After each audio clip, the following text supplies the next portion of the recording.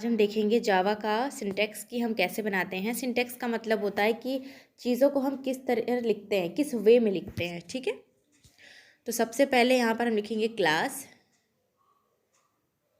Sorry ए नहीं लिखेंगे क्योंकि हमने पेज पहले ही सेव कर लिया है हेलो वर्ल्ड के नाम से, तो हम हेलो वर्ल्ड ही लिखेंगे।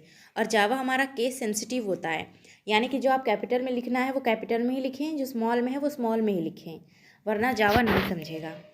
फिर हमने यहाँ पे लिखा है पब्लिक। पब्लिक हम क्यों लिख रहे हैं, मेन मेथड में हम पब्लिक भी लिखते हैं इसलिए कि जो जावा वर्चुअल मशीन है वो क्लास के बाहर से आकर मेन मेथड को एक्सेस करता है। अगर हम यहाँ पे पब्लिक नहीं लिखेंगे तो फिर वो एक्सेस नहीं कर पाएगा। ठीक है। स्टैटिक, स्टैटिक हम इसीलिए लिखते हैं ताकि जो मेन मेथड है जब जेवीएम आए एक्सेस करने मेन मेथड को तो उसे कोई ऑब्जेक्ट ना बनाना पड़े। आगे की वीडियोज़ में बताएंगे कि ऑब्जेक्ट क्या है, क्यों बनाते हैं, कैसे बनाते हैं। फिर है main method, sorry void. Main method में हमारे पास है वॉइड। वॉइड का मतलब होता है कुछ भी नहीं, खाली, नल, इम्प्टी। ठीक है, इसका मतलब है कि हम कोई भी रिटर्न वैल्यू पास नहीं कर रहे हैं। फिर उसके बाद हम बनाएंगे ब्रैकेट। मेन लिखने के बाद उसमें हमने डाला स्ट्रिंग। स्ट्रिंग का एस कैपिटल होता है क्योंकि ये एक क्लास कीवर्ड है। ठीक है, जहाँ जहाँ आपको कैपिटल लेटर्स दिखेंगे वो एक कीवर्ड होंगे, रिजर्व कीवर्ड। ठीक है, जो जावा के ही हैं। उसके बाद हमने यहाँ पर लिखा, हम यहाँ पर एरे का सिंबल बनाएंगे। ठीक है, ये एरे का सिंबल होता है। उसके बाद हमने यहाँ पे लिखा है आर्गुमेंट। अभी हम आर्गुमेंट लिखेंगे यहाँ पर ARGS, आर्गुमेंट।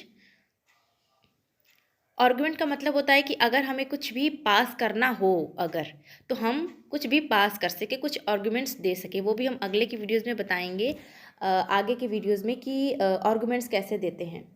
तो अब हमें कुछ प्रिंट करना है तो हम क्या करेंगे, तो उसके लिए हम लिखते हैं सबसे पहले सिस्टम। ये भी एस कैपिटल होता है क्योंकि ये रिजर्व कीवर्ड है। ठीक है, उसके बाद हम लिखते हैं डॉट आउट।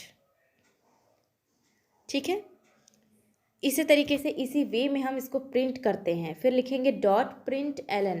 अब एलन क्या होता है, प्रिंट का मतलब तो समझ में आ रहा है कि कोई चीज़ प्रिंट करनी होगी, बट LN का मतलब होता है ब्रेक लाइन को करना। ठीक है, अगर हम चाहते हैं कि एक के नीचे एक आए तो हम LN लगाते हैं। ठीक है, इसका भी एग्जाम्पल हम आपको दे देंगे अभी।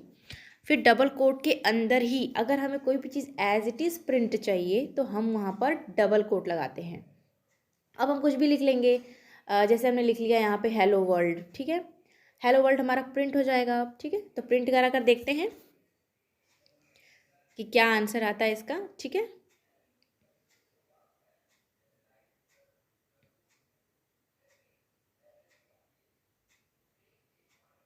Hello world. ठीक है, तो यहाँ हमारे पास हेलो वर्ल्ड आया।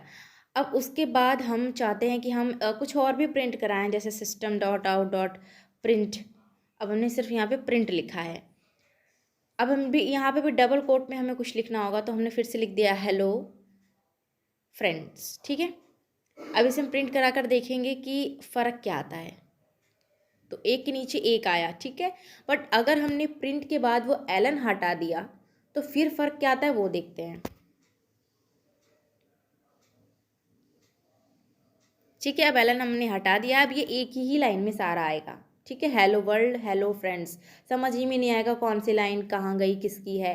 तो एलन जब लिख देंगे तो हेलो वर्ल्ड के नीचे हेलो फ्रेंड्स हमारा आ जाएगा। फिर से एलन लिख के दिखा देते हैं। ये छोटी छोटी चीज़ें हैं जावा के अंदर। ठीक है,